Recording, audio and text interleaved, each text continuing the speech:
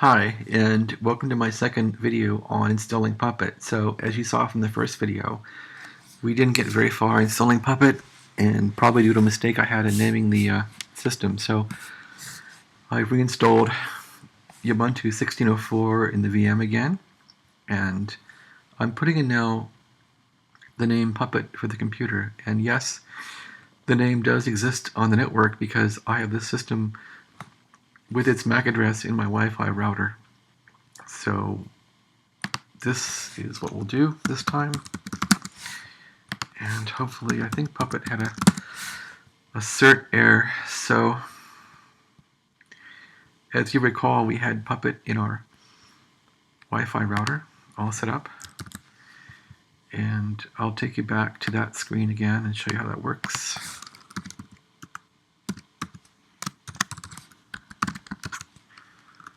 Okay, 168.1.1. Here it is. And as you recall, here in services, we have Puppet here defined as the hostname Puppet with an IP address and the MAC address, and we have our target machine, or one of our nodes or hosts is called this, and its MAC address is here. So this name Puppet on our DNS server had better match the computer, and I didn't have it matching last time, and that could have been the problem. So let's continue on. So we're going to install Ubuntu now with these settings, and be a little more careful with Ubuntu install here. So I'll take you through this whole boring install, but sometimes it's important to have all the facts in front of you. You can always skip ahead in the video and get rid of the parts that you don't want to see. That's what I do. So Ubuntu will pull down patches and updates.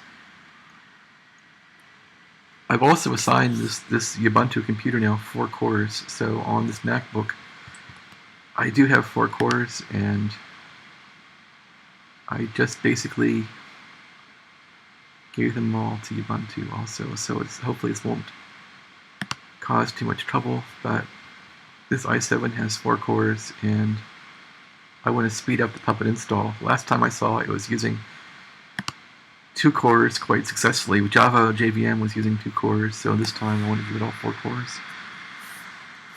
See if it speeds it up a bit. The Mac is getting hot and the fans are running. Hopefully I won't burn this Mac out. These Macs are known to burn up. The graphics chips burn up in these things, so when they run too hot, the chips become unsoldered. This Mac went back to Apple for a redo. In fact, this Mac was given to me by my ex-boss, so that was nice, and Apple fixed it.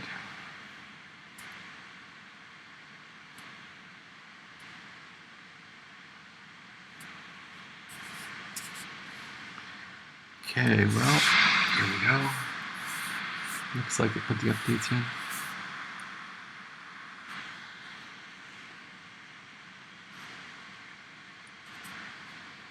So, once Ubuntu is installed, we'll again try to install Puppet. Let's restart the VM.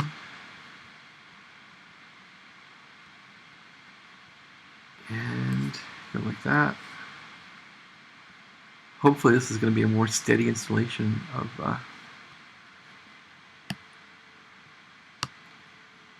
Ubuntu. The last one wasn't too good. Okay, it came up fast. That's good.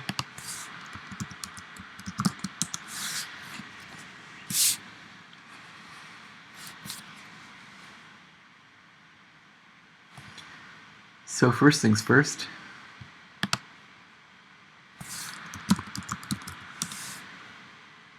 Let's see who we are here. We're on the machine called Puppet.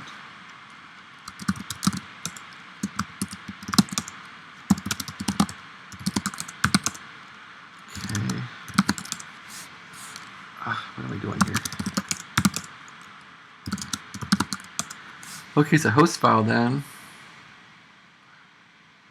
That's kind of cool. So there's no entry in here of... Ah, there is entry of Puppet right there. I'm taking that out. I definitely don't want that in there.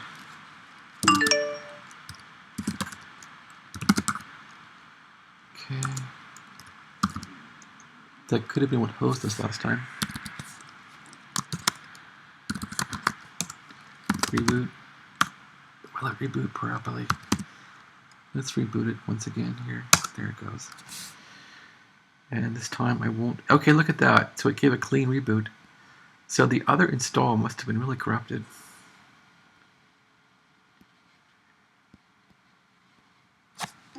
I saw some blocks go by there.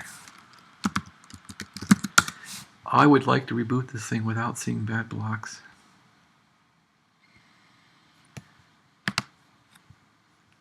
I just wonder if the virtual disk I have is corrupted. I reused it about 5 times.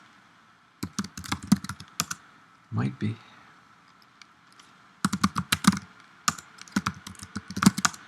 So let's reboot it once again. See how it runs. Okay, it came down fast, which is good.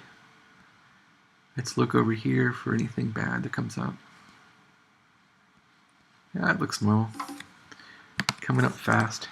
Oh, okay, well I'm running 4 CPUs, so look at the difference that makes. 4 CPUs is magic.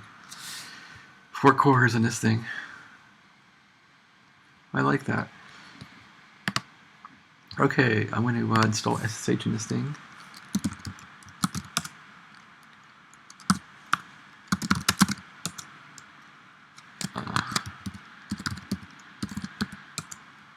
Okay. Apt-get install.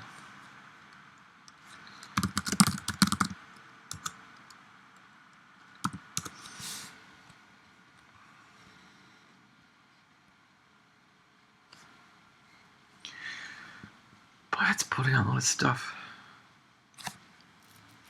Okay, so SSH should be on this thing. I want to again use a iTerm off my host MacBook here to talk to this Puppet machine. So Puppet pings SSH. Okay, we gotta remove that file again. Because we changed the OS once again, this file has a bad key in it. So let's delete the whole file for now.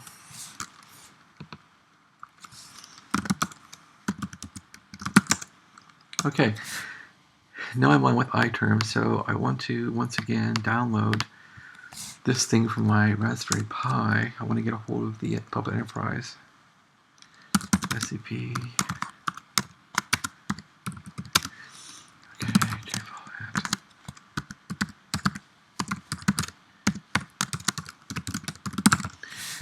Let's get the name of the file off of here. Copy that name. This is the Puppet Enterprise once again. Get a hold of that.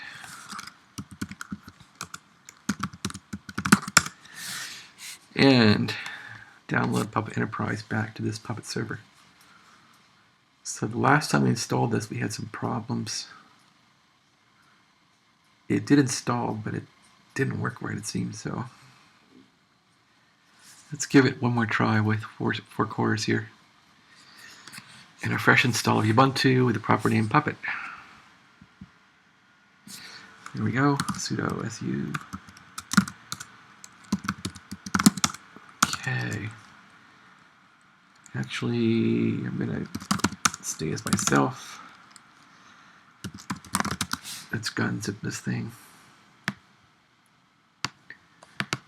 Paste it. Let's untar it. Paste it. There we go. Now I'll go to root. And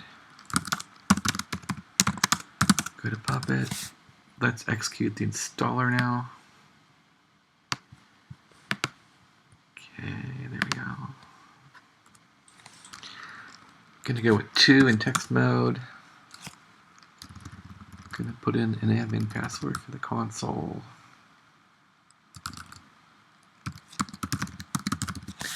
There we go. And database. I'm just gonna uncomment all these. This has worked before for me. I know you don't believe it's worked before, but it has. Trust me on this. Okay. Here we go. Execute. Let's do it right quick. Go ahead and install it. So let's see what happens this time with it. As I said, this is like watching paint dry. Okay. Let's see how this goes this time. So right now we're installing Public Enterprise on a VM running on VirtualBox on a MacBook Pro. We have, okay, that's good. I've seen that before. That's good. We have 4 CPUs now, 4 cores committed to this machine. If you go up to here and say cores, yep, got 4 CPUs running on this thing now. That's good, right? Let's see how she goes.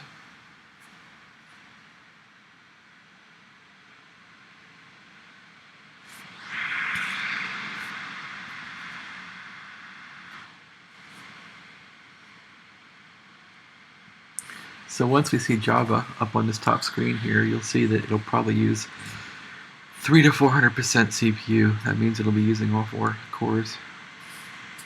Let's see if it does that or not this time. Maybe we had to speed the install up a little bit because of the timers.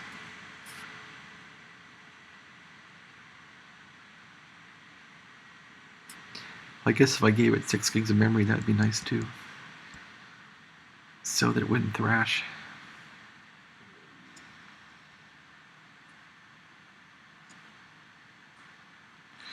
So they're using Puppet to install Puppet Enterprise, which is pretty cool. So it looks like this is going faster this time.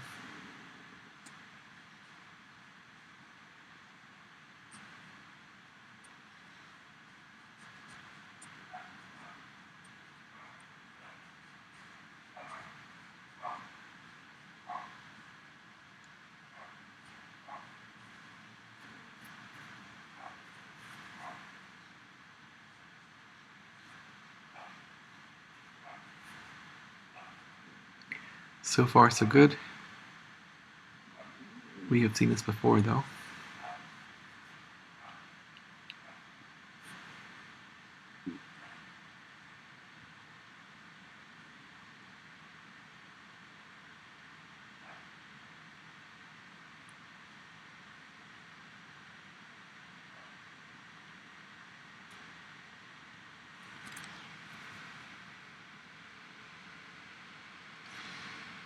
Okay, Java's taken 300%, so it's using 3 cores.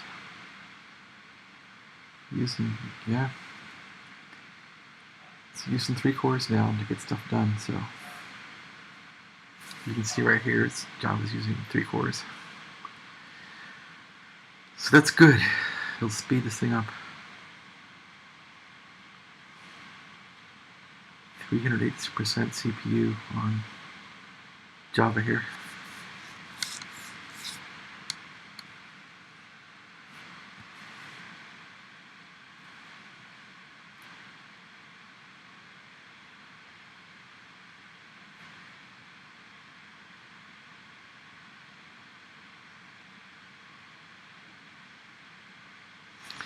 Okay, the install is down to where it's hung before.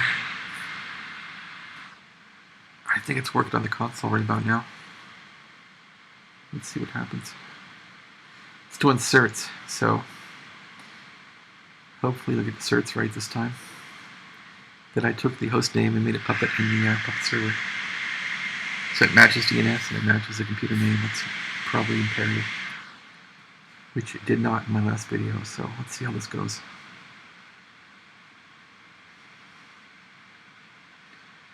Let's Still waiting for this thing to complete. Okay, there it goes. And this time I won't jump the gun and log on the console because we saw what happened last time, so let's not jump the gun and be impatient and wait for the prompt before we try and use this Puppet server.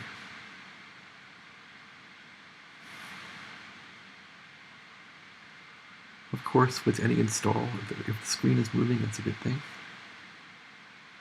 So it's definitely using one more core. It's not using 400%, but it seems to want 3 cores. So with 3 cores, it's pretty happy installing. It doesn't seem to even need 4 cores, but it definitely wants 3 cores.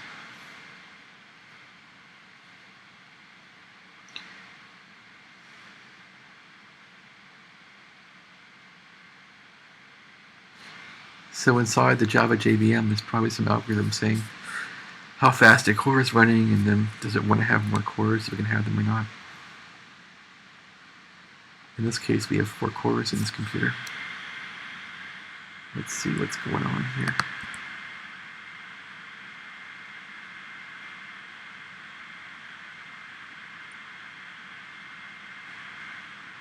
It's not too busy right now.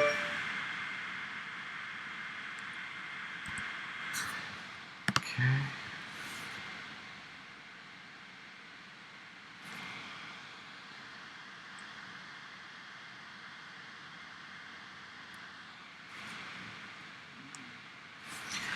Okay, everything's finished.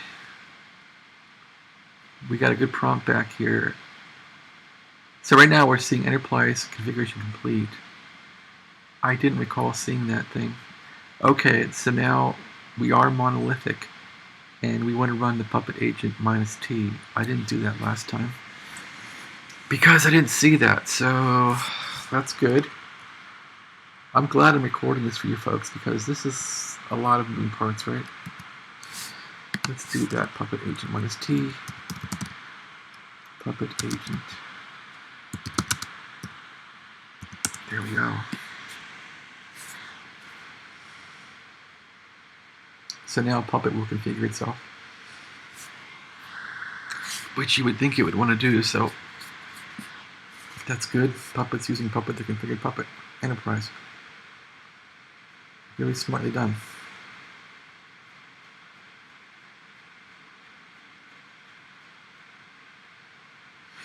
Okay, good. It's got that right. Puppet HDSD. Yeah, my machine name is now matching my DNS name, so that's really good. And it's done. Let's run it once more and make sure it's happy.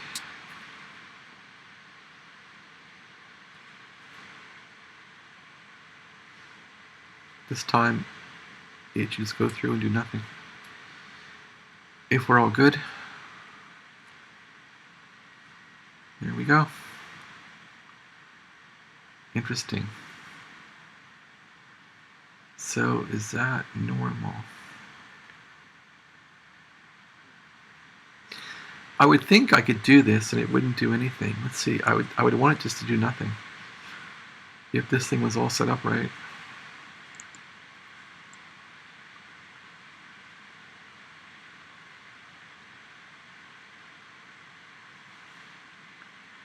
Just want to see green and that's it.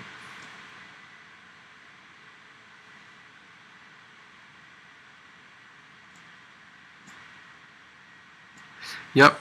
So the second rendition, it did definitely add some more stuff. So it needed some more changes. Interesting, huh? So now Puppet has configured Puppet Enterprise correctly. There's no more issues. So that's a good sign. We haven't rebooted the server. We've just installed Puppet Enterprise. And we've run the agent a few times. And it seems stable. And the seconds are matching pretty good, so it's not really doing anything else now. So, do you think we're safe to try the Puppet console? Let's give it a try. So, bring our browser back up again. And we'll say Puppet We had the bad gateway before. That's a good sign. That's a good sign. And that's a good sign. Admin, password, admin. Come on, work. Yay. So this is the normal screen we're seeing. And this is basically the Puppet master itself, that it's taking care of itself. So that's kind of cool. So congratulations, you got Puppet running after 2 tries. Now, what we want to do is install some software to put on the Windows machine. So you remember, if you're following along from our last video, we want to definitely use Puppet to configure our trusty Windows VM. So this is our Windows VM, and we'll start it. And it was saved, so it's going to be stored from memory, actually from the drive, and that's our Windows VM. So this machine, we want to use Chocolatey to put on things like Firefox and Thunderbird and Chrome, just to learn how to do it. So now on the master, we want to put on Chocolatey. So I have some notes that I took on my trial runs of this, which I want to refer to. So we definitely want to do a modules command here. So now we're still on the Puppet master here. This is Puppet master.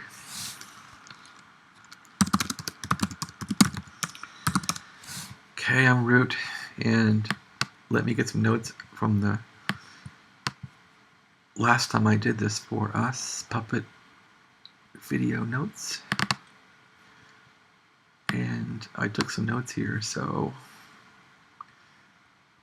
I do have a command here that installs Chocolatey. So let's go to the notes here.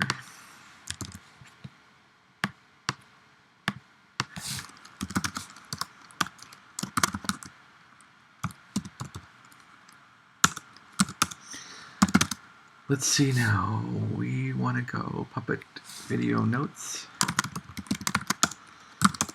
and this command isn't very difficult, but I don't do this enough to know the command yet, so let's get this command out of here.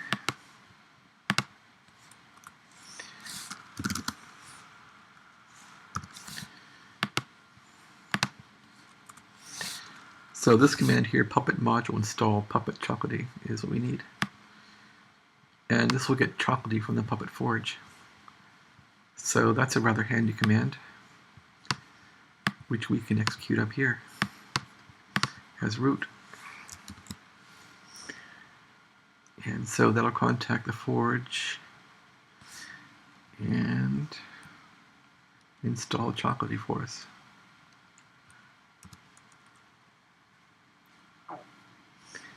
Could not find it. Could not find Puppet.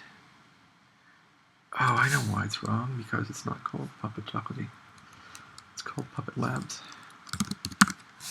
There we go. So much for my notes being accurate. Okay, so now it means we have installed Chocolatey, PowerShell, registry. Okay, so with that stuff in there, we pretty much have Chocolatey now that we can install on the Windows machine. So now it's a matter of getting the Windows machine connected up to this machine. And to do that, we got to put an agent on the Windows machine. So let's bring back Windows machine. Here's Windows running. Let's just get a hold of it.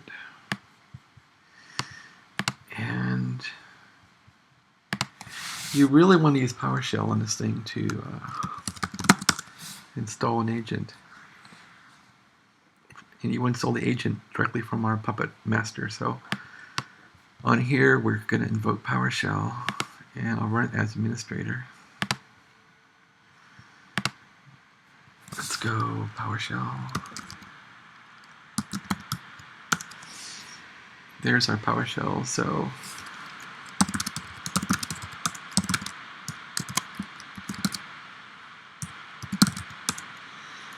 here we are.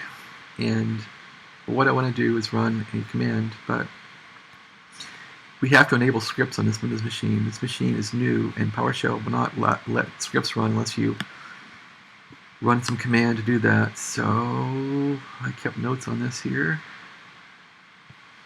Here they are.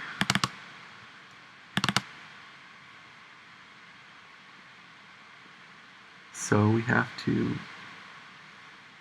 set this thing. I'm going to set it unrestricted because I don't care. It's a demo machine. So set execution policy. I'll say unrestricted. That'll make life interesting. Also, since I'm doing a cut and paste, I wonder if this will work if I do a cut on this Mac browser. Can I paste that into, well, I can always paste it into this terminal, so I can paste it into Windows. Let's see if it'll work. Edit, paste. Nope, doesn't work. Well, that's not good. So if I want to enable cutting and pasting on Windows, on VirtualBox, I go to VirtualBox, Windows machine running, I'm going to go to settings, basic, advanced, shared clipboard is running. So I have to put VirtualBox extensions in here. I think I did that. Anyway, it would be nice to be able to do cut and paste on this thing. So TechNet, Microsoft.com, blah, blah, blah. Anyway, set execution policy unrestricted.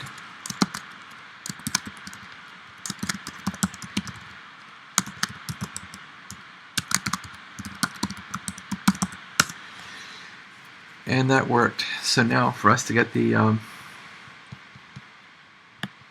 agent down, I got to run some really big nasty command that I got to type in because I don't have cut and paste working. So that's what I get. To do that, let's take a look in here and find the command.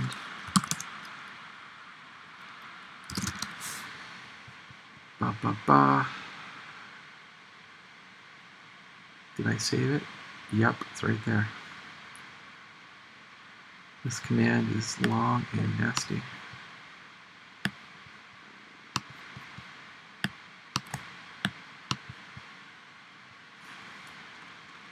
And because Windows has no native SSH, there's a way around this, right?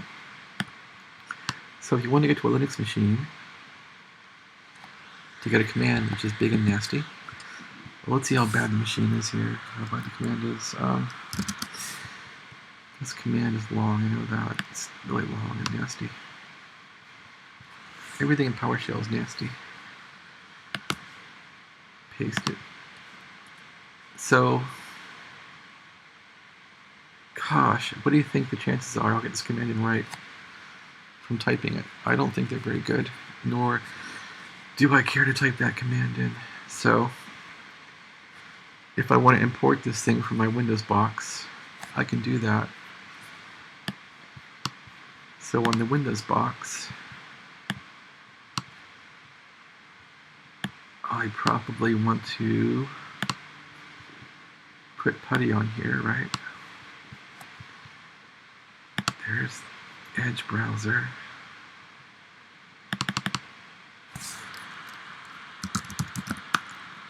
Google.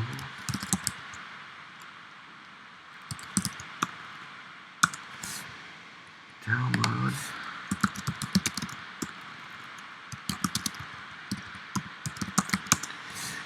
Okay, if you're getting putty, you want to get it from this guy here. You don't get it from some other wacko site. Get it from this guy that created it in the UK.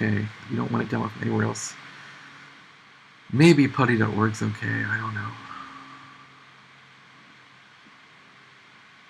I always get it from this UK site. 64-bit, that's kind of cool. They have an MSI for it now. It used to be just a little install file. Okay, let's go back here and get it from here. This thing had a simple exe right here. Boom. Okay, and it defers now to this site. And so, okay, here we go. Putty.exe right here. Boom. Save it. Okay, run it. There's our putty. So, if I want to get to my Mac, I have to enable it. So here's the Mac. And I want to go to security or sharing or something. Sharing. Remote login. So it is enabled. So I can remote log into this thing, which is cool. So what's my Mac's IP address? Let's figure that out. IP address of the Mac is, it is what? 99. 192.168.1.99. So let's go 192.168.1.99, and that'll work. Okay, that's good. My Mac name, my Mac password. So now we're on the Mac. And life is good. So we're logged in the Mac from Windows now. From the Windows VM, we're logged in the Mac. Okay. Desktop.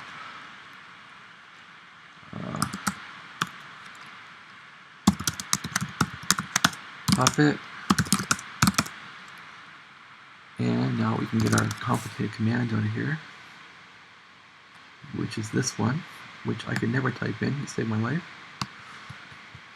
See what I mean?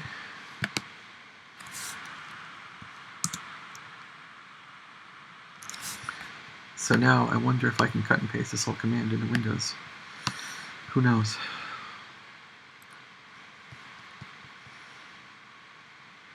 Boy, that's a horrible command. So let's get a hold of it.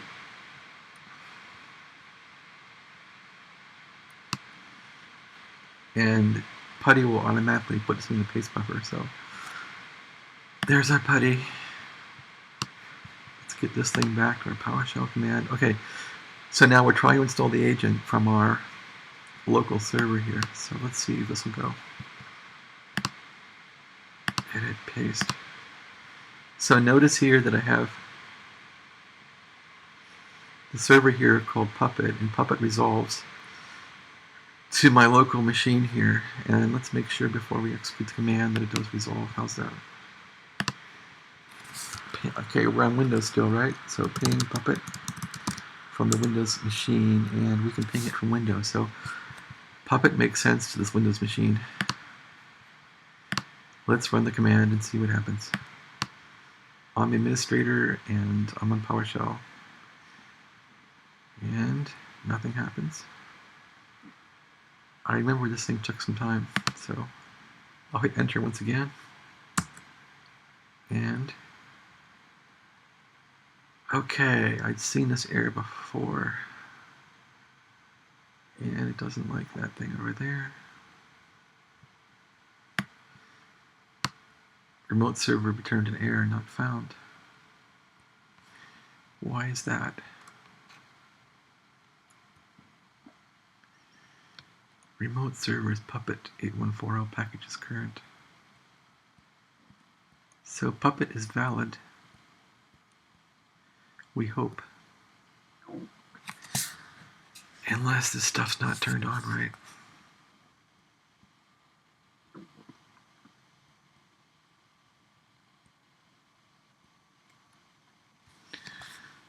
Object not found.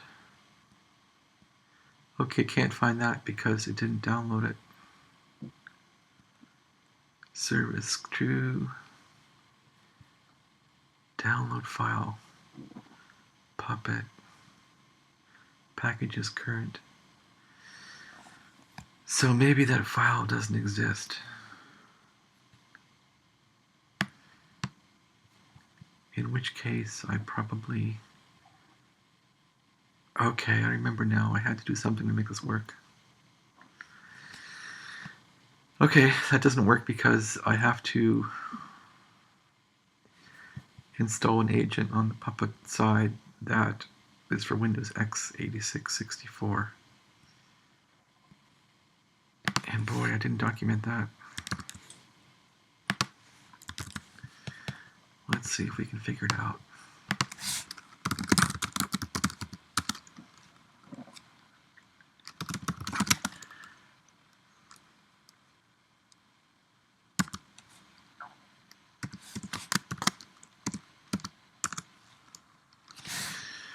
Okay, enterprise agents.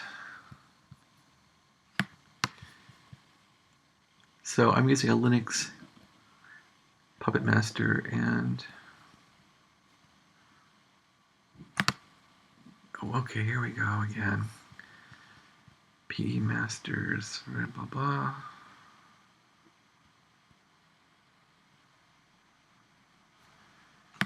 PE Masters group. Yeah, I remember this, PE Masters. Okay, let's try that. So this is good review, right? Let's hop on to our Puppet console now. And we want to find the PE Masters thing here. Classification. PE infrastructure. PE Master. Okay, there's where I want to be. And what do we add to this thing here? Select Masters Group on the classes, name, enter PE repo. Cool. Okay, PE repo, classes, PE repo. And I think what I did was I found the Windows one here. Windows x8, right there. That's the one we want. Boom. Interesting, huh? Now let's see what we do here. Hey, this is pretty cool, isn't it? I like it. Okay, let's add it. Add the class. Commit it. Where's our commit? There's a commit always on this thing, right? Yep, there it is, the bottom. I gotta get you the commit here. Let's see. Okay, so we added this class that has the agent for the 64, Windows x86 64. And we're going to commit the change. There it is. Now, we have to get back on the Puppet Master on a shell. So, do we have our shell command still? That's not it. Maybe it's gone. So, let's get back on the Puppet Master. So, we'll do this. SSH Puppet. And get on Puppet Master.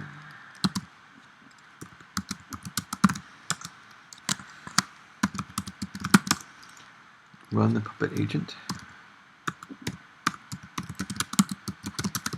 Okay, now it should definitely bring in those changes. In this case, yeah, there it goes. A lot of stuff. So that'll fix that.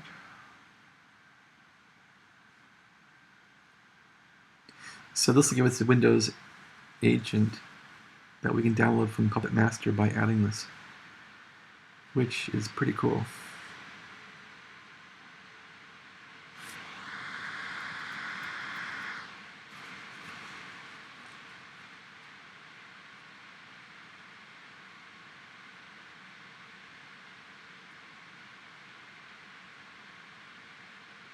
Okay, the catalog's done. I'm going to run it once more to make sure it has nothing else to do as a failsafe.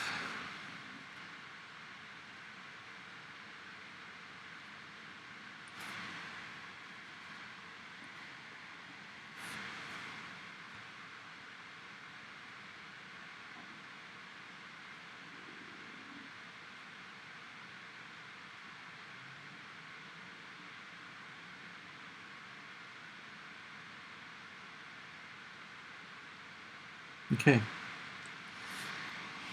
that is done. So now let's go back to the Windows machine. Here's Windows. Now remember this command failed because it probably didn't, it didn't find the file, right? So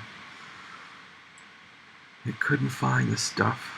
So let's try it again. It should be there now. And what happened this time?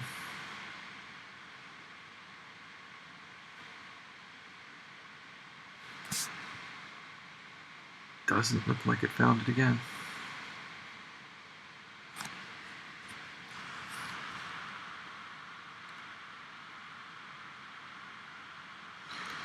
Well, what fun's a demo if you can't make it work?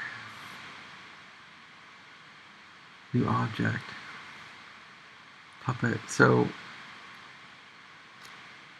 all it's trying to do is find that file. What if we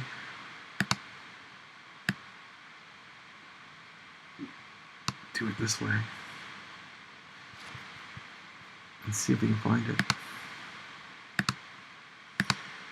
It's cooler to use the command, but from PowerShell, but hey, we're debugging here, so let's do it this way.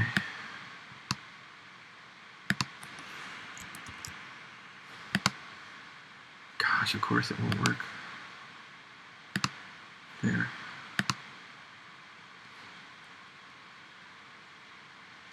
Well, it got to the site, didn't it?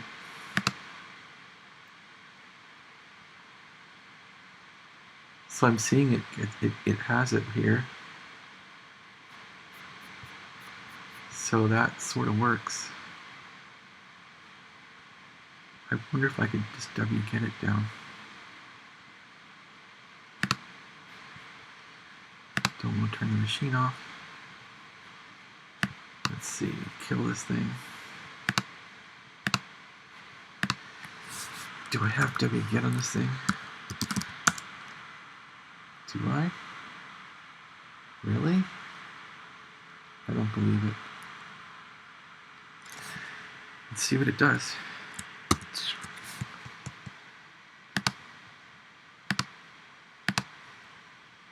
Nope, that didn't work.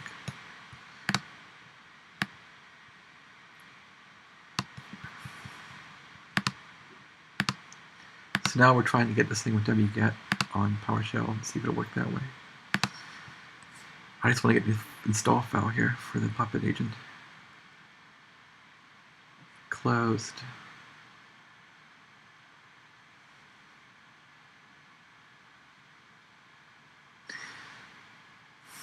Boy, I'm having great luck here. On this command, new object, download file. Just wonder if I can do this thing piece by piece. So if we take this command here and run it as one command,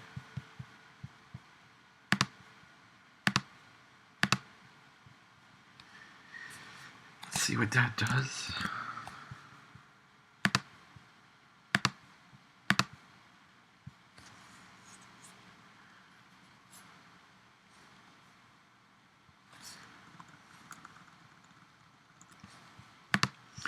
Actually, I'm going to put wget on here and see if that works.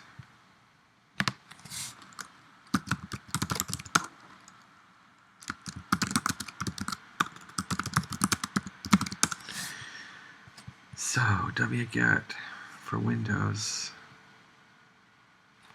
32. What if I need 64? Wget. Okay, don't trust any of those people. Wget.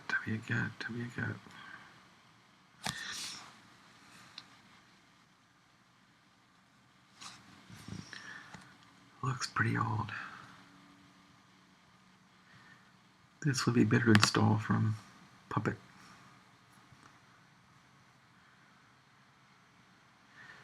This is how you get a virus doing this kind of stuff. This is not the smartest way to do it.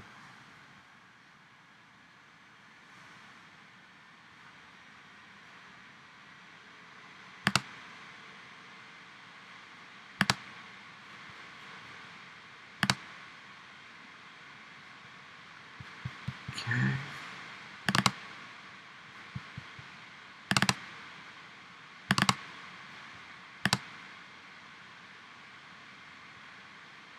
All this trouble on Windows for wget because, of course, it's not in here. I guess it's a miracle that you can put wget on Windows at all. So where is it going to install it to? Some GNU folder or something. Whatever that means.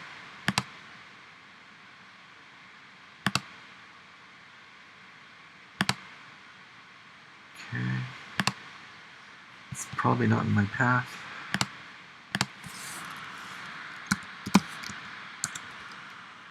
Nope. Exit PowerShell. There's no wget this thing.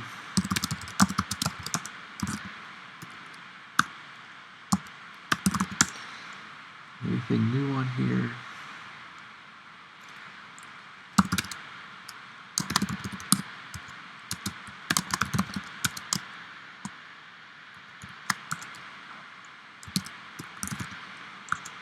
Okay, there it is.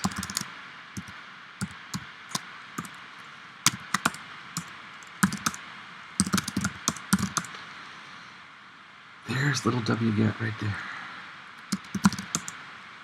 Look at that. So,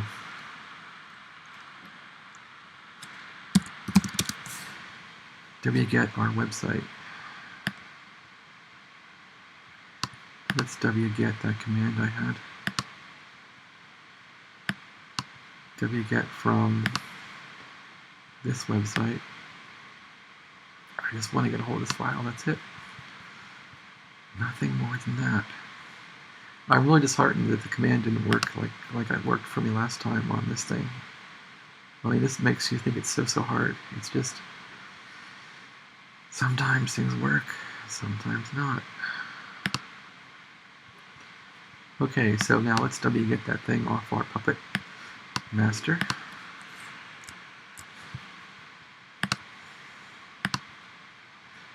Nope, can't paste it. Windows is very frustrating. We have to go like this, have to go edit, copy or something. Copy all to clipboard, it doesn't work. Well, let's type it in manually.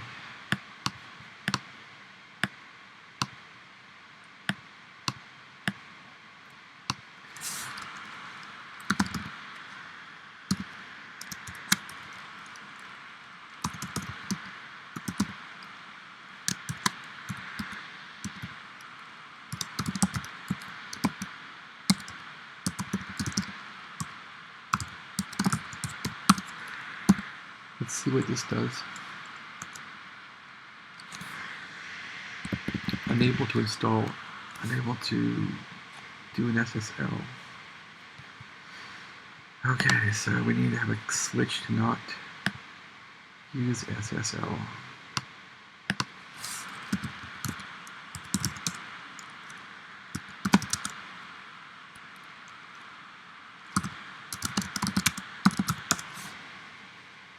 Okay, how do we disable it? Let's see what Joe has to say about this. No dash check dash certificate.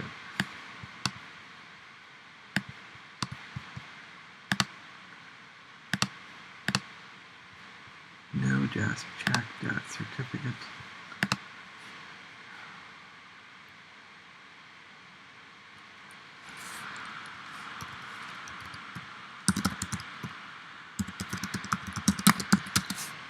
Okay. So apparently I'm not going to be able to do this on Windows at all.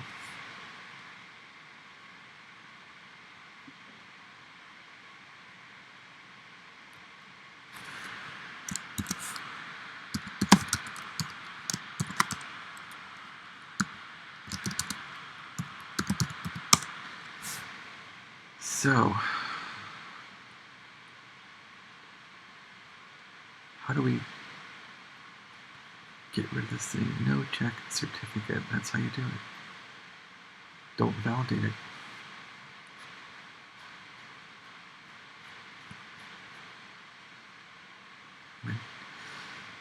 Okay, no check certificate.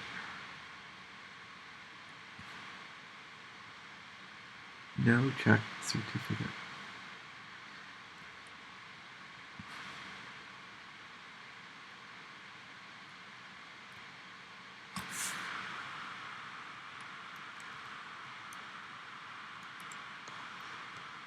Okay.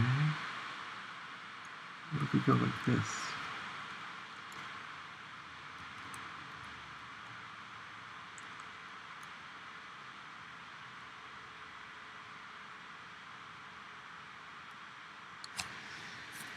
That's not working very good.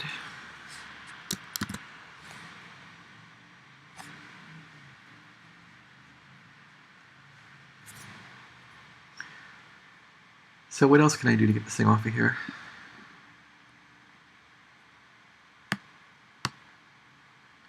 I could try and use my Mac and get it off that way, because it probably works right.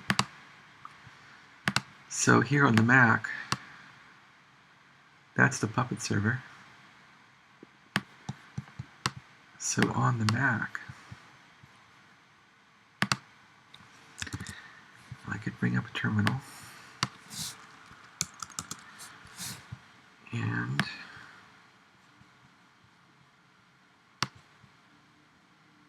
could say wget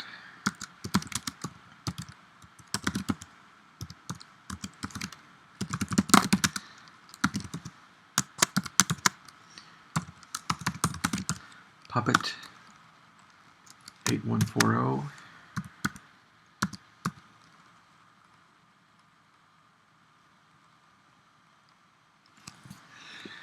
8140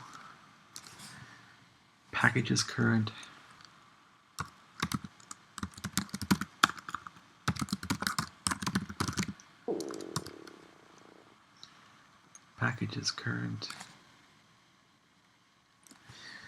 installed on PS1 and wget not found. So the Mac does not have wget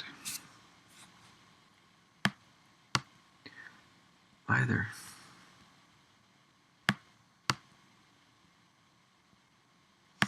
So frustratingly, the best way to do this was indeed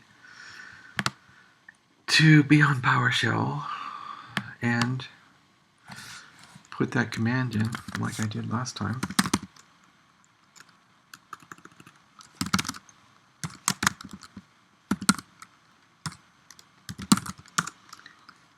So if we go back to PowerShell, it's really frustrating. And we had that command here.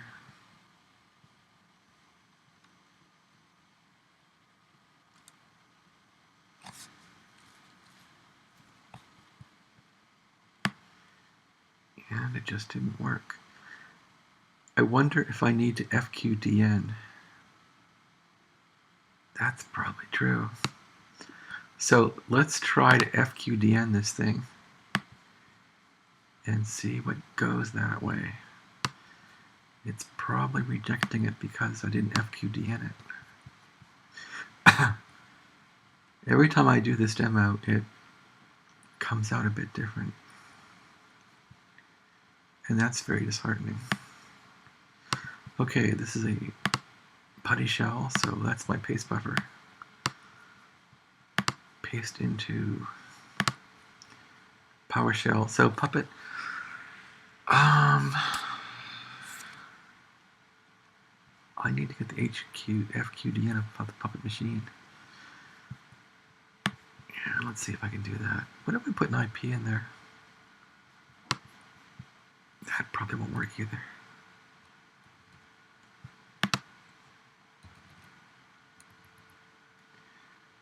Certificates don't like IP addresses. hds1.comcast.net or something like that. hds1.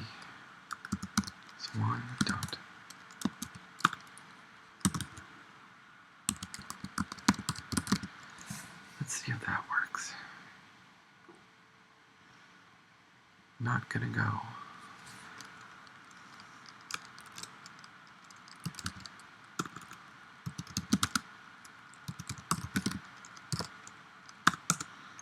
I can ping that.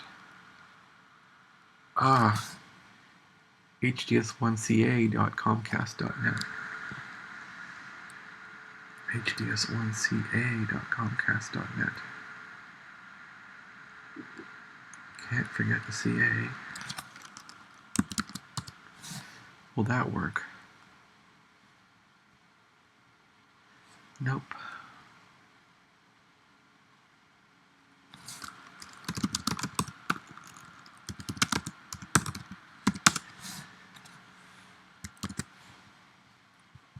hds1ca.comcast.net.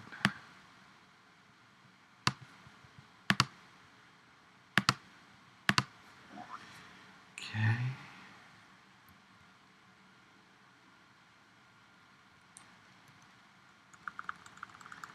Not sure why this is not working.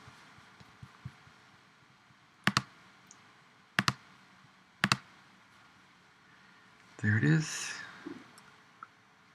And it's working. Huh. So that was a problem. It wants the FQDN for the cert. My gosh. 15 minutes on that, 20 minutes, right? So you can see how difficult Puppet can be when you don't have the infrastructure set up right. So, my gosh. Well, I guess I should have known that, right? So now it's putting in the agent into our Windows machine. Off our Puppet master. Now that we got the FQDN in there.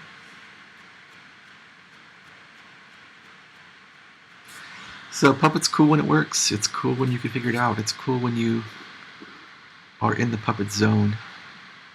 So hopefully this video has helped you a lot. It's helped me making the video, and when I look down a month or two or three and I don't remember the stuff anymore, I'm going to jump back in this video and say, wow, look at that. So here we go. The Puppet agent's running. So the cool thing is, once the Puppet agent's running on your Windows machine, it will talk to the Puppet master.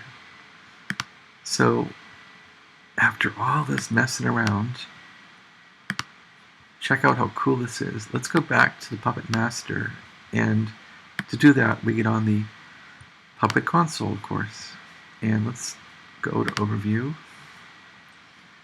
see what's happening. So under unsigned certs, I was hoping that our machine would show up with an unsigned cert. It should show up here. because the agent is running on the Windows machine, this machine here, the Puppet Master, we should see an unsigned cert, I would think. There it is. Okay, it just appeared. So you could either auto accept these certs or not. But this cert, we don't have auto accept turned on Puppet Master, so I will manually accept this cert for this desktop, which is good.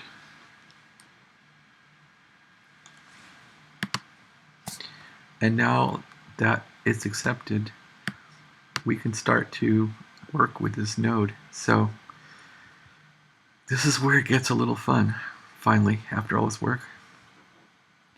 So now if you go under Overview,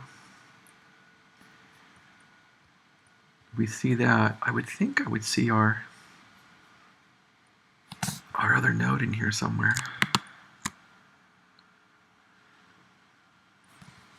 This is our Puppet server. The node should have come in.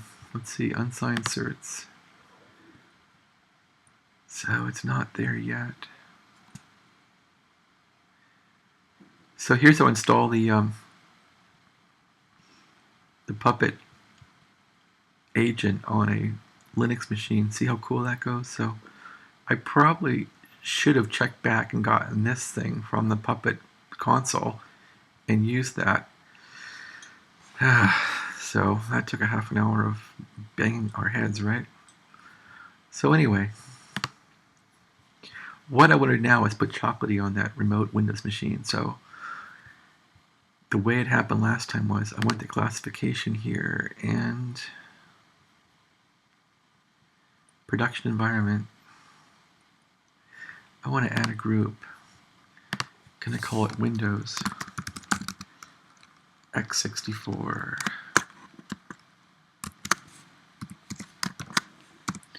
So any machine that's an x86-64, I want to use this group.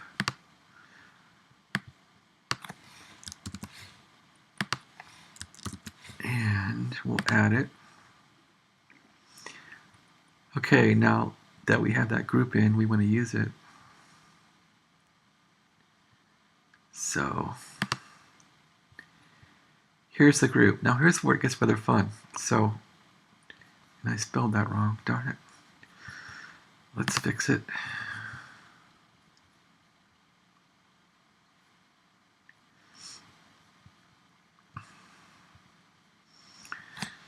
So there's that group. I guess I can delete it.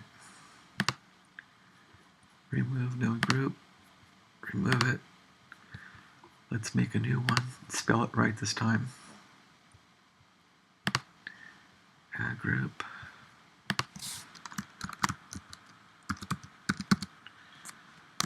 x86-64. Okay, that gets that all in there. And now we can use the group. So the first thing you want to do here is put a node in here. So you could have rules about facts from the node that factor in the node would bring up. Or we can just add a node in by the cert name. So in this case, I'm just going to add the desktop node in here. And I think it'll find it, or will it? It may not. So if I can't find the node, I will go to inventory. And it's still not around. Let's see, it's not there. It's not there either. But I took the node in, right? So I did do... There are no certs left. So if the Puppet Master is ever not up to date, you can force it. So we're going to force it then. We're going to force it to be up to date. So let's log on to the Puppet Master again. Okay, so log on to Puppet Master.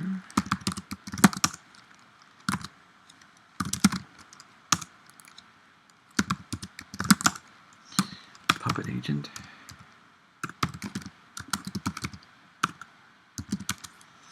So basically the Puppet Enterprise server uses Puppet itself to manage all of its transactions. So let's see if anything changes here for us.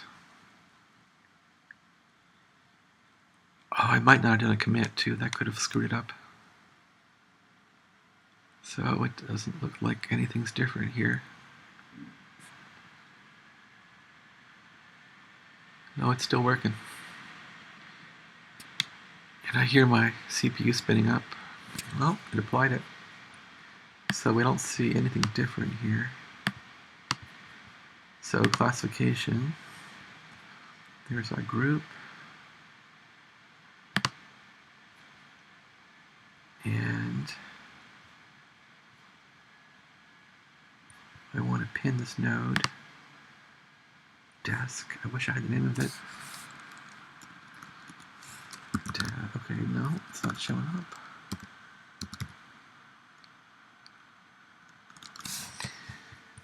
Okay.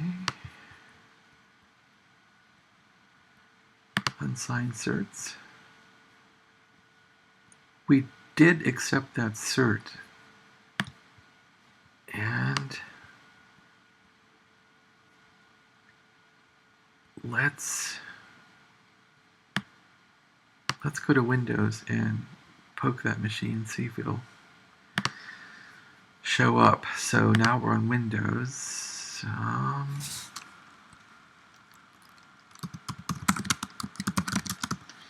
Let's see if we can do this. Nope.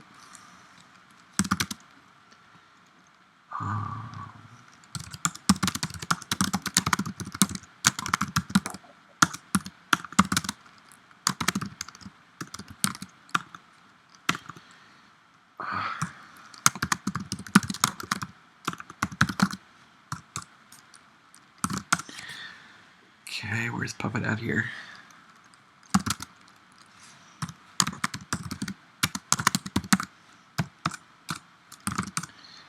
There's Puppet.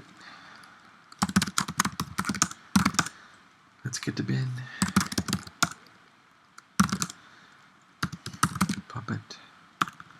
And they have a bat file here, which is kind of creepy, huh? Let's run it. It's not gonna go, huh? Okay, because I'm in PowerShell, I gotta have a /. There we are. I think this would push out changes to the Puppet Master, if it has any, or at least communicate with it. So, it did have some things to do, right? So now it's downloading everything from Puppet Master. The agent runs every 30 minutes, so because we're in a hurry for this demo, the agent hadn't run yet, so it didn't, I guess, connect with the Puppet Master. So Puppet, everything works in time. It's just how it is. It runs every 30 minutes, and if you're in a hurry, like you're doing a ticket or something, you got to kind of force it to run. So looks like now the Windows machine is updated. And so this will then most likely appear as inventory, I would hope. Okay, so Windows has connected to the master. I would think now it's in the inventory. Ha, look at that. So here's our Windows machine. So this Windows machine here has finally appeared in the Puppet inventory. So now we can put Chocolatey on the machine, which is what we've been trying to do for the past hour, right? So classification, we made our group here called x64. We want to add this node forcibly. There it is. Just pin the node to this group and commit the change.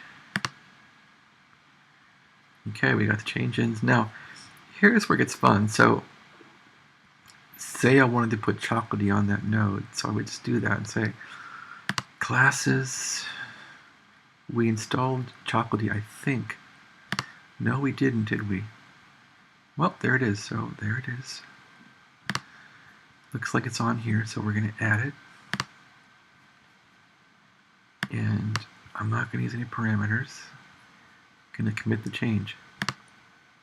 So now in this group called Windows x86-64, whenever the agents from the Windows machines check back into this group, they're going to say, oh, okay, I appear here because I'm a matching node, so I'm here, and so that agent will then see if there's anything new on the Puppet Master to install.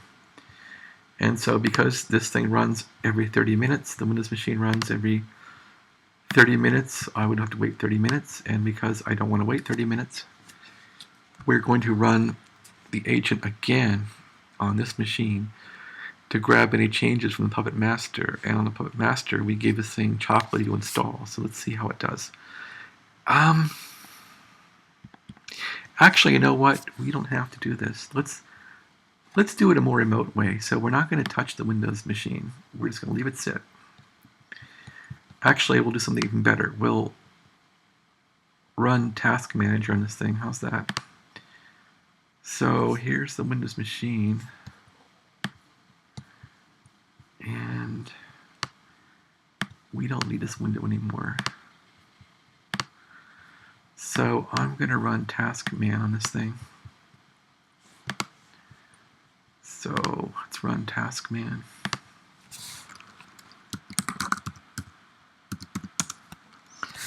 There's Task Manager, more details, performance. So this is a good way to see if your agent's running. You can just watch the Windows machine, for this demo, and if this stuff kind of kicks up, we know there's some activity on the Windows machine, okay? So let's keep that around. We don't need the Puppet Master console. Let's get rid of that. Minimize it. We want to focus with you on this Puppet console here, so we can now have the concept of running a job. And this job could run any number of things on remote nodes. So here we would say, let's make a new job. And we'll say install Chocolatey. Because I know that's the last thing I added to the group. Target type will be a node list. And again, I'm just going to use this desktop node. If you name these computers with a common name, the prefix would allow you to add them all. So in this case, we have one desktop in our demo. I'm going to say add all and pretend we have like 10,000 of these, but I just got one.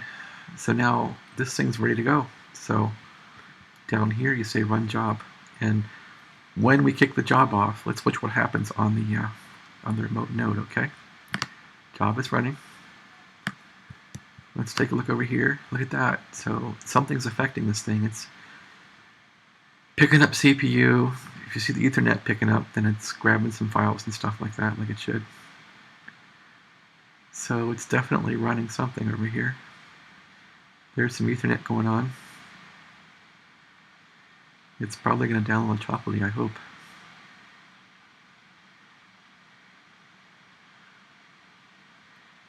Yep, it's doing some Ethernet work. That's a good sign. Ethernet's busy. That's a sign it's working. So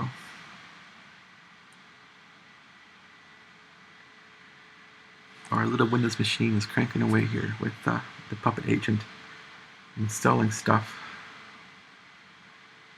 And look at the disk, so it's definitely running some stuff. That's a good sign.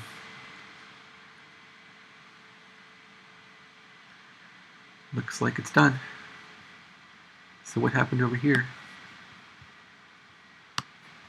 The node succeeded, so that means that it most likely installed Chocolatey. How do we really know if it did it? I guess we gotta dig around, right? So on this node, Chocolatey should be here. And I know Chocolatey lives in something called program data, which is hidden.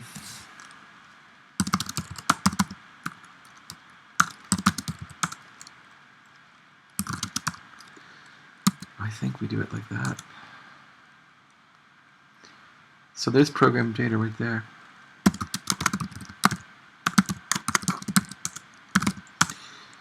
There's Chocolatey. So yeah, Chocolatey's on here now. So Woohoo, right? We're happy. So now we have Chocolatey on here.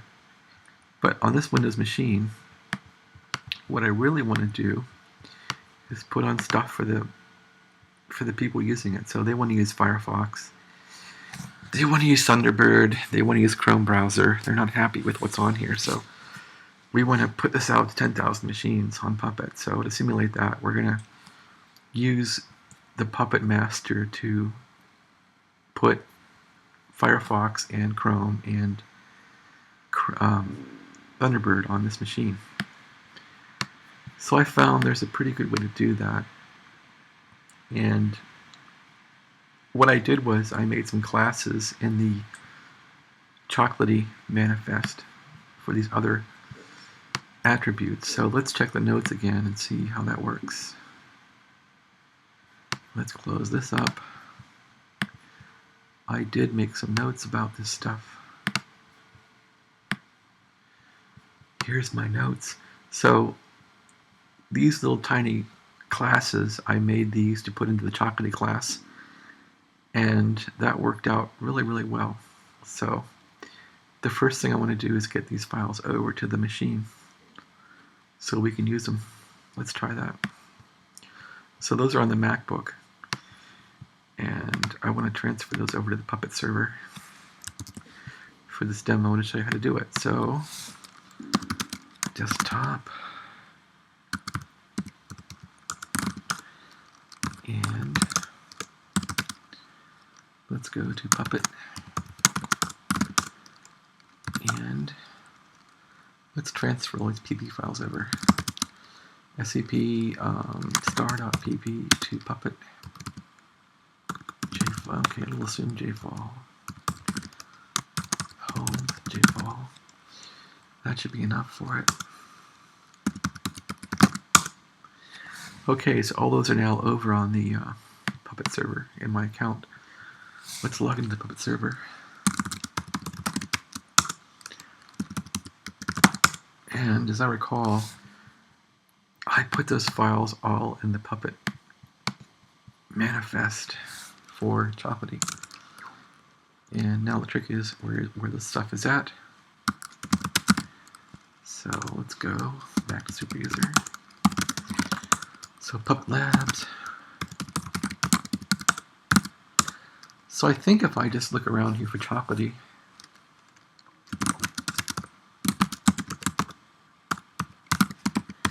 I'll figure out where it went. Okay, look at that. So there's a bunch of places this stuff could go, but I'm going to think it's in the Puppet modules production stuff, so let's go there. That's pretty much how I did this last time when I was figuring out how to make you a demo before I made you a demo. But of course, I need to take more notes, right? You would have taken more notes, I'm sure of that. Okay, let's do it. CD into there. Manifest. So we need the PP files. And classes and all that. So that stuff lives here. So the trick is we want to make the stuff show up. So let's do a copy CP.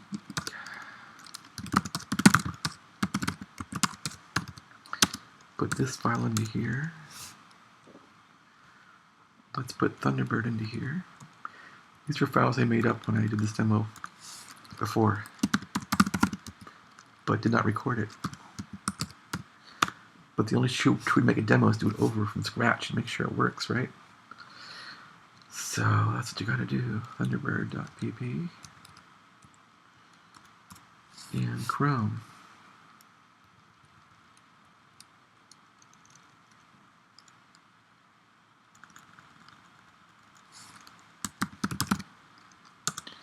Okay, so we have all these over here now, and what do these look like?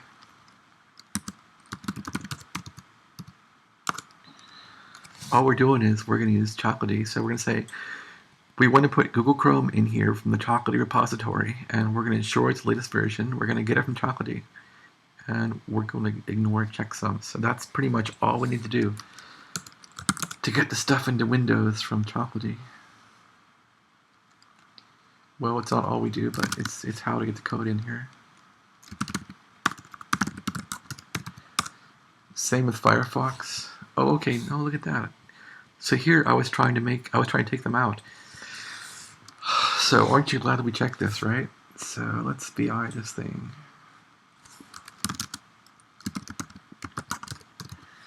Boy, that would have not worked.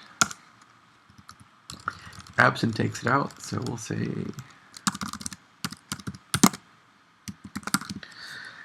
put in latest Firefox, and we'll VI Thunderbird.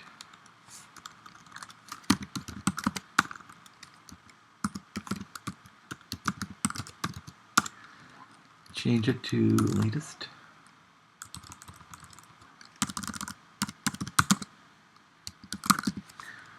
And that's good. And what else do we have in here?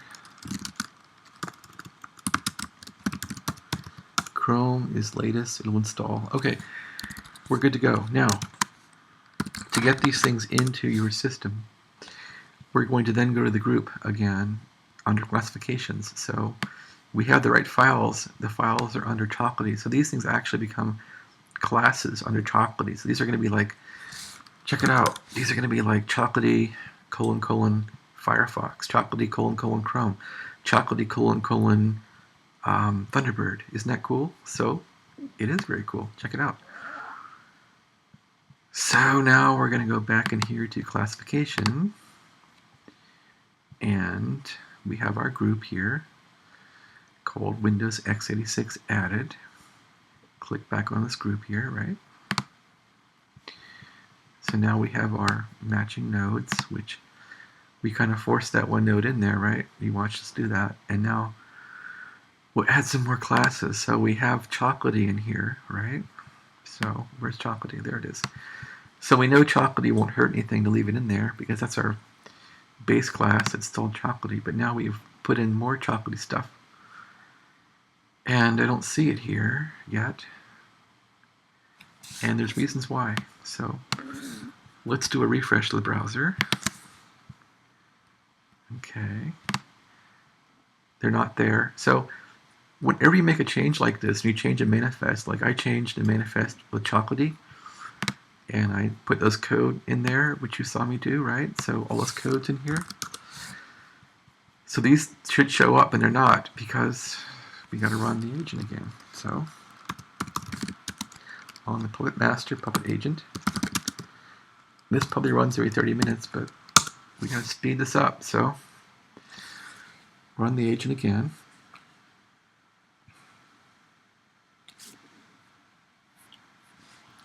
And we're running agent on Puppet Master.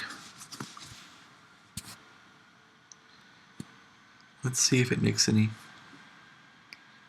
good stuff happen for us for our new classes on Chocolatey, because we definitely want to add those. So let's see now if things are better for us over here. I'm going to just refresh this window here again. Hold the shift key down, refresh it. Okay. There's my Chocolatey. Now I want to add more stuff. The last time I did this, I could see my Chocolatey classes coming in, and I'm not seeing it now, so that means I might have put them in the wrong place, which could happen easily. So right now they're in modules, Chocolatey manifests. Are there any other places here that I could put these PP files in here?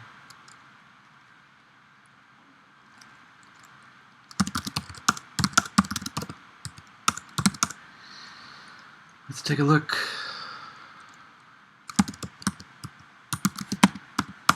I'm pretty sure this is where it goes. Examples, manifests, templates, tests, metadata. Yeah, this is pretty much all I did last time to make this work.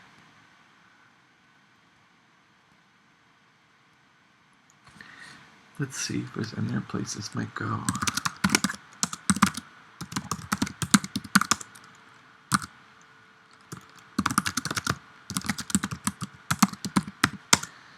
So, spec modules lib. I don't recall it going into here.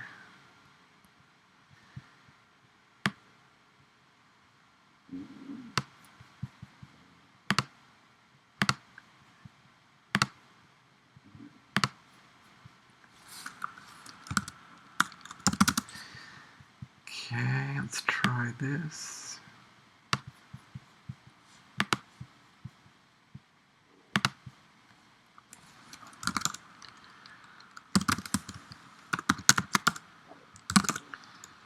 So no, that's all Ruby code. So I have those things in the right place. So it's hard to believe this isn't working, as it did work before.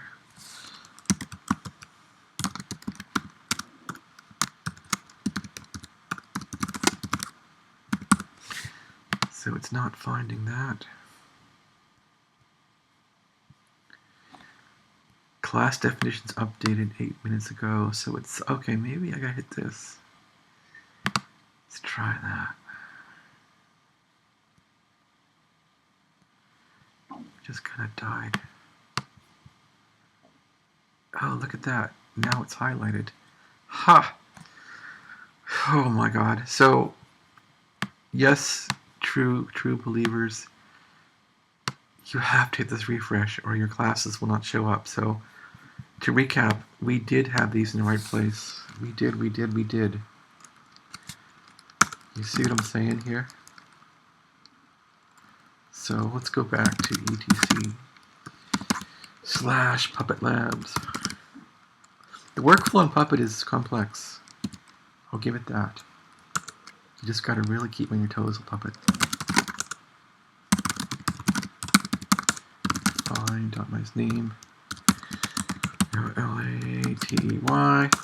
So yes, indeed, true believers, we do have success by putting modules in here. We put some classes in there, and those sure did work, right? So again, whoops. Let's get this right.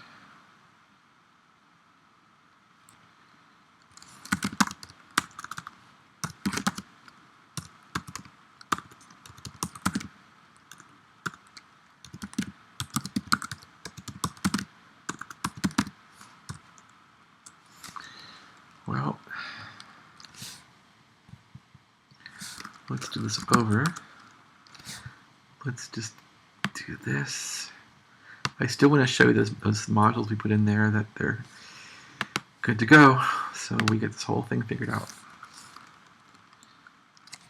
Okay. And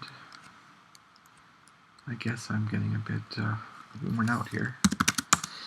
So there's manifest.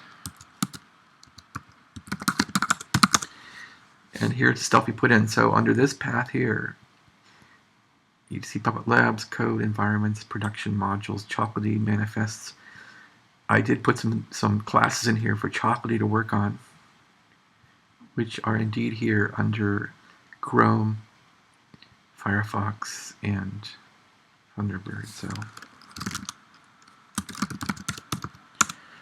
So there's our complete review cycle. Now we're trying to put these classes into the group up here. And now we can see Thunderbird is showing up, so we'll add it, commit the change, and now we'll say, let's get a hold of, you see they're all here now. Put Chrome in there, and what else is left? Firefox in there, right? So in they go, commit 2 changes. So that's it. So now this Windows x86 64 group has these parameters to put in, so it will install Chocolatey. That's already installed. We know that, but we'll keep it there anyway. And we have a class called Thunderbird, Chrome, and Firefox. So those will put on the Firefox app, Chrome app, Thunderbird app onto our remote Windows machine. And here is our Windows machine that is happily sitting here. And it looks like it is already running. So what's happening now is, since that group's been changed, it is installing the stuff as we speak. So it looks like I didn't have to kick off a job, and it did install Thunderbird already. So that's pretty cool. It may or may not install Chrome. If you're in a hurry, you can kick off a job and it'll just put it in that way. So I see it put Thunderbird in. I should be seeing like Chrome here and Firefox coming in. So let's kick off a job. It won't hurt if we do. So here again on the console, we'll go to Jobs, and we'll say New Job. So we'll say New Job, and the new job will be called Install Firefox Chrome, and well, Thunderbird's already on there, so that's about it. And the target type again will be node list, and we're going to force in this node here, desktop node. If we had a bunch of these called desktop, we'd say add all nodes.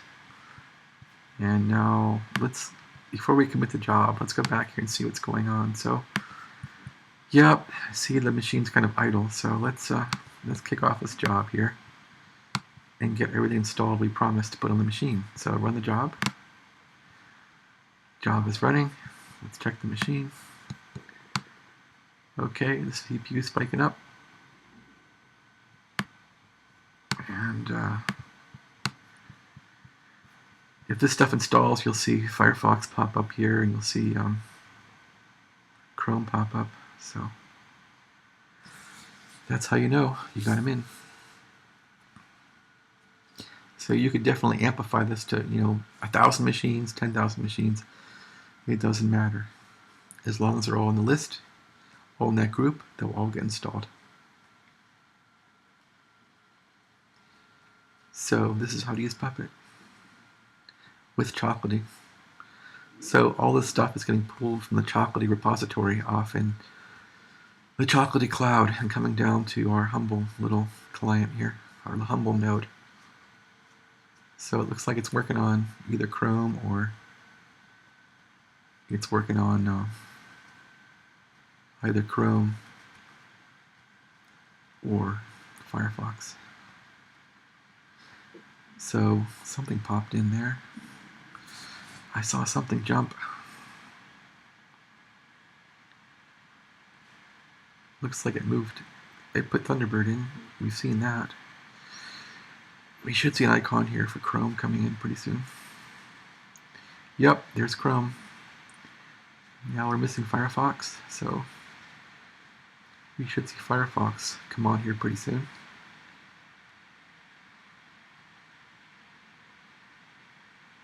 Looks like it's downloading it from the Chocolatey cloud.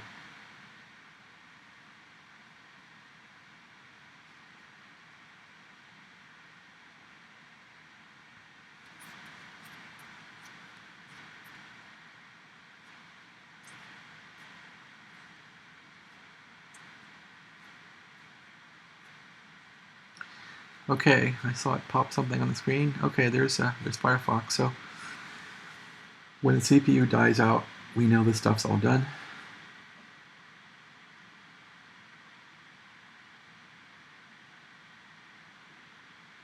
There it is. CPU's done. So this has been a long, long video, and if you stuck with me, I appreciate that.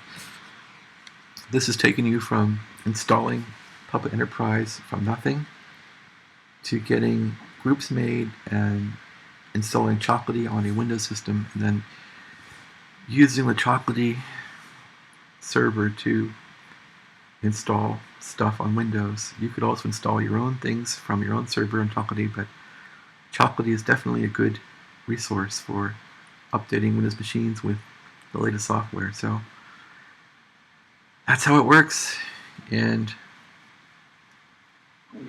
we could recap it, I guess, a bit. So back on our Puppet console, we can see this job succeeded, and you might want to say, okay, so the job ran, what happened on the job?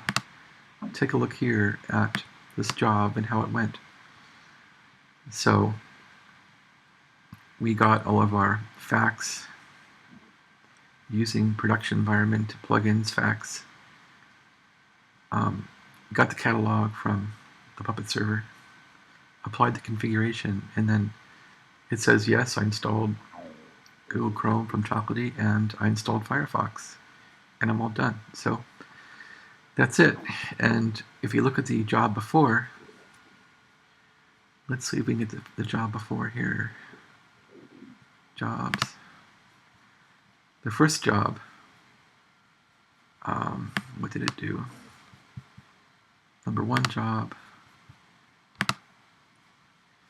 it basically put in Chocolatey. So that's great. We didn't have to run jobs at all. The agent on the Windows machine would have run and grabbed the stuff anyway. So I ran the jobs to show you can run jobs and speed up the stuff for our video. So that's about it. This is a very simple environment, and we have intentional changes on one node. If you had 1,000 nodes, you would see 1,000 nodes there. Very, very simple. So you can tell that my infrastructure is not all that large, since I'm hosting on a MacBook Pro. But there's the inventory. We have one little group here. We could make another group for Linux and add Linux machines there and all that. You've seen how to run jobs. You've seen how to run certs and to bring in certs, and how to install the agent on a Linux machine. And my gosh, you also understand how to put the agent on a Windows machine, because what did we spend? Half an hour doing that? So we finally got the agent on the Windows machine by invoking a command here. I wonder if we can find the command still. Where is our command that worked finally? Yep, there it is. So this command on Windows to put the agent on finally worked with our Puppet master, but we had to put the FQD in for the entire Puppet master. And here at my house, it's called Puppet, and it has the Comcast FQD in on it from my Wi-Fi router. So that's how we did it for this Windows machine. We could easily make another one, and it would have all the same stuff installed. So that's a pretty cool thing. So that's about it. Of course, we have our VirtualBox running this stuff, as you know, and this is running our Puppet server, as you've seen. This is running our Windows client, as you've seen. Looks like our server is sleeping, but hopefully this gave you a good understanding of how to install Puppet from scratch on your Ubuntu, how to use Chocolatey on Puppet, how to install Chocolatey onto a Windows machine using Puppet, and how then to use Chocolatey to install other packages you desire, and how to write manifests that are classes to install Chocolatey using the group. So here, to go back and review, we did install with classification by making a Windows group, and we had classes here that basically used our own made-up classes. This is probably not the best way to do it, but this is how I got it working for a demo. So thank you very much for watching this video. I know it's been long, and hopefully now you understand Puppet completely, or at least to the ability to be able to use Chocolatey with Puppet and get your Windows machines in good shape. So thank you, and have a great day.